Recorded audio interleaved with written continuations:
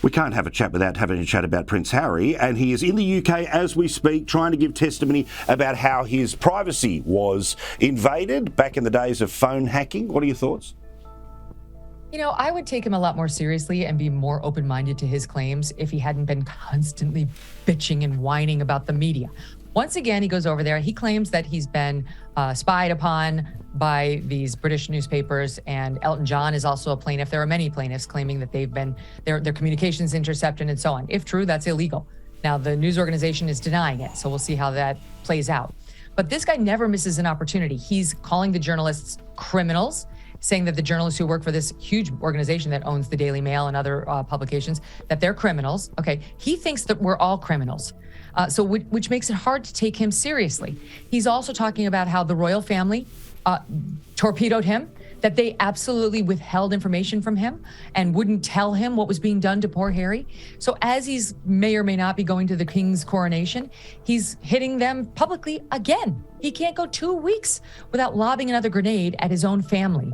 This too is the fault of the royal family. Maybe the royal family had a reason not to tell him about this. Maybe the royal family was handling this particular issue and they understood that it doesn't really make sense, no matter how egregious the alleged conduct, to pick fights with somebody who buys ink by the barrel. It hasn't worked out very well for Harry or his wife, Megyn, to whom he attributes this move as well. He says Megyn opened his eyes to the evils of the media when they got together because of all the racist conduct. He brought it up again, that she's been subjected to by the evil media. So it's the same narratives, which before have been proven false when he's raised them. And so I look at this with an open mind, but with a fair amount of skepticism on Harry's claims because he's earned it.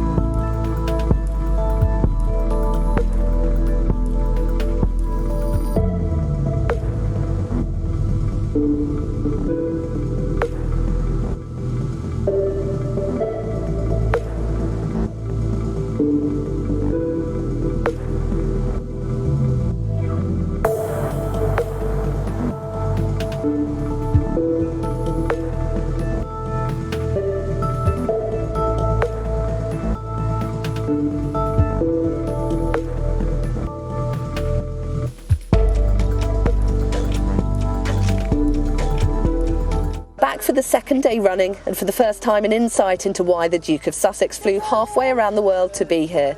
With his and his fellow complainants' witness statements made public, an insight into what they all knew and when. Prince Harry claiming 2 private investigators have said the Mail paid them to hack his voicemail, obtain credit card bills and follow his friends, going on to say that the palace withheld what was going on from him. The institution made it clear that we did not need to know anything about phone hacking, and it was made clear to me that the royal family did not sit in the witness box because that could open up a can of worms. From actress Sadie Frost, an explanation of how she felt suicidal and humiliated at the personal level of detail revealed in the Mail. Baroness Lawrence, whose son Stephen was murdered, alleging she was subject to voicemail hacking with her bank accounts monitored and subject to hidden electronic surveillance. As the publishers of the Daily Mail fight to get this thrown out of court, they say that a private investigator's alleged confessions, which provides a central part of the claimant's case, has since provided them with a sworn statement saying that he wasn't commissioned or instructed to carry out any work for the Daily Mail. And they vigorously contest the claims that are being made here in court. Prince Harry also explains why he thinks what he describes as a cover-up needs to go to trial, saying if the most influential newspaper company can successfully evade justice, then in my opinion the whole country is doomed. While the written statements from Prince Harry and his fellow complainants may be powerful and express how they felt about the alleged hacking, the publishers of the Mail continue to maintain that their claims have been brought too late to have their day in court.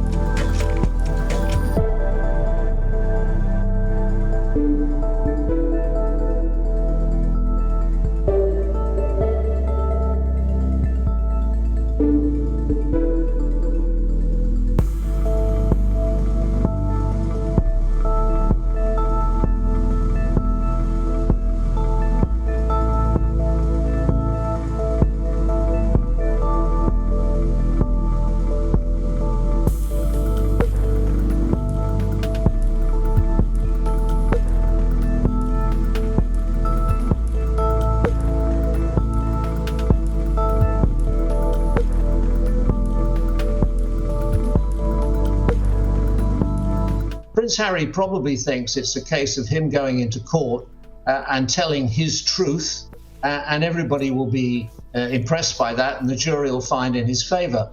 But you and I, Paul, know that it doesn't work like that. Under cross-examination, cases turn round, and Associated Newspapers, owners of the Daily Mail and the Mail on Sunday, they will defend this vigorously. And they are going to be, a King's Counsel cross-examining the Prince over aspects of his life. And it will all be dragged into it because the paper will say this is all relevant to what they did. But most of all, they say, we didn't do it. They say, anyway, these offences, these are allegations, are time expired. They're too old. They took place too long ago, between 2007 and 13. Usually you have to take action within 6 years. Well, quite clearly that hasn't happened. And they say, and they've got the sworn statement of the man who's allegedly carried out these unlawful activities. He has said, his name is Gavin Burrows, he has said that he was not commissioned or employed by the Daily Mail to do anything that may or may not have been done. So that is their case. It's going to be a real slugging match. It's going to be a drag 'em out court case. And it's going to be very, very uncomfortable for Prince Harry, because I don't know whether you've had the misfortune to have to read his book, Spare, Paul, but if you have, it's replete, it's packed full of references, for instance, to his drug taking. I mean, he's talking about smoking weed on the beach. He's talking about hallucinatory drugs. He has also confessed to using cocaine. Well, in this country and in Australia, cocaine is a serious felony. It's a Class A drug. And were the Prince ever to have been convicted of any drug offence, well, he wouldn't get back into the United States, for a start. If you are a drugs offender and you apply for a visa to go to the United States, or a residence visa, and you have a drug conviction, well, I promise you, you won't get it unless there's a special arrangement for princes that I don't know about. So it's quite a dangerous thing he's doing if he goes into court, if indeed, Paul, this case goes to trial.